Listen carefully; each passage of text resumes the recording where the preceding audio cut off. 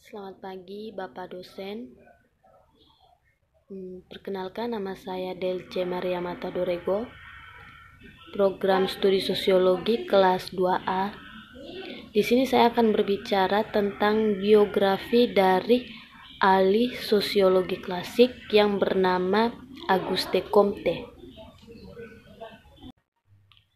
Auguste Comte yang bernama lengkap Isidore Marie Auguste Francois Xavier Comte ini lahir pada tanggal 19 Januari tahun 1798 dari pasangan Rosalie Boyer dan Louis Auguste Xavier Comte. Auguste Comte merupakan salah seorang filsuf yang berasal dari Prancis yang pertama kali memperkenalkan bidang sosiologi. Dalam buku yang berjudul Cours Filosofi Positif, Comte menjelaskan bahwa sosiologi berasal dari bahasa Latin yaitu socius yang berarti kawan atau teman dan logos yang mempunyai arti sebagai ilmu pengetahuan. Sehingga dari buku yang dikeluarkan Comte itu membuat dia mendapatkan julukan sebagai Bapak Sosiologi Dunia. Selanjutnya kita masuk pada aspek kelahiran, di mana Comte sendiri dia lahir pada sebuah kota kecil di Prancis yang bernama Montpellier, dan dia juga bersekolah di sana. Namun kemudian dia harus pergi ke Paris untuk melanjutkan pendidikannya di sana. Setelah Comte tiba di Paris, dia kemudian melanjutkan pendidikannya di suatu politeknik, di mana pada tahun 1816 politeknik tersebut harus ditutup untuk kegiatan reorganisasi, sehingga Comte harus berhenti dan harus kembali melanjutkan pendidikan kedokterannya di Montpellier. Setelah di Paris, Comte melihat adanya perbedaan antara agama Katolik yang dia anut dengan pandangan keluarga monarki yang berkuasa, sehingga membuat Comte harus pergi meninggalkan Paris. Selanjutnya pada tahun 1817, Comte diangkat menjadi sekretaris dalam Claude Henry Rothrow, dan itu membawa Comte ke dalam lingkungan yang intelek. Dan selanjutnya pada tahun 1824, Comte harus pergi meninggalkan Saint-Simon karena dia merasa adanya ketidakcocokan antara hubungannya.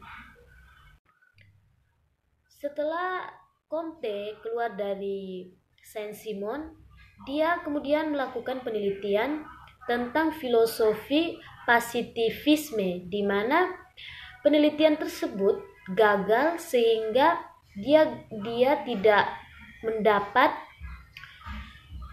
posisi akademisnya. Selanjutnya Comte dia bertemu dengan seorang wanita yang bernama Caroline Massin, di mana mereka akhirnya menikah. Namun sifat dari Comte yang kejam, arogan dan kasar ini membuat dia harus masuk ke dalam rumah sakit jiwa pada tahun 1862. Selanjutnya pada tahun 1842, Comte akhirnya bersama dengan istrinya Caroline bercerai.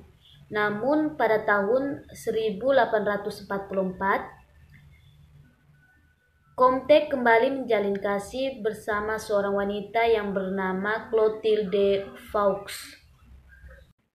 Setelah kematian istrinya Caroline, Comte kembali menerbitkan buku yang berjudul Système de Politique Positif pada tahun 1851 sampai 1854. Setelah itu Comte wafat pada tanggal 5 September tahun 1854 karena sakit berat.